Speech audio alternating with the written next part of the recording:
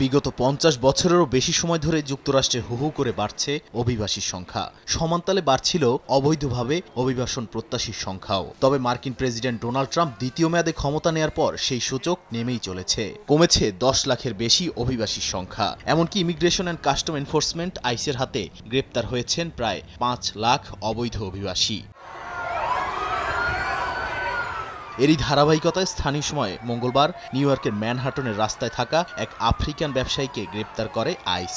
শুধু আফ্রিকান ব্যবসায়ী নন, ধরপাকড় চালানো হয় ক্যানাল স্ট্রিটের থাকা ব্যবসায়ীদের ওপরও। এ ঘটনার সময় চারপাশে থাকা বিক্ষুব্ধ স্থানীয়রা চিৎকার করে, কেউ কেউ ভিডিও করেন হাতে থাকা মুঠোফোনে।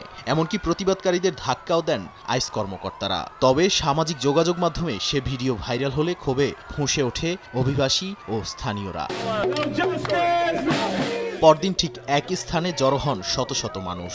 তারা নিউ ইয়র্ক থেকে আইস কর্মকর্তাদের বেরিয়ে যেতে স্লোগান দেন। শেম অন ইউ আইস লেখা প্ল্যাকার্ড হাতে নিয়ে বিক্ষোভকারীরা বলেন, আজ হোক কিংবা কাল সবার উপরে চড়াও হবে ট্রাম্পের এই বিশেষ বাহিনী। তাই নৈতিক দায়িত্ব থেকে সবাইকে বিক্ষোভে অংশ নেয়ার আহ্বান জানান প্রতিবাদকারীরা।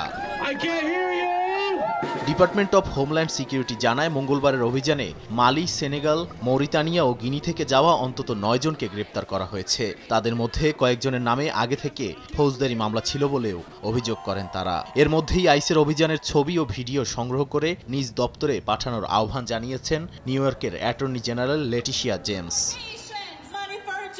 নাদিম মারজান, সময় সংবাদ।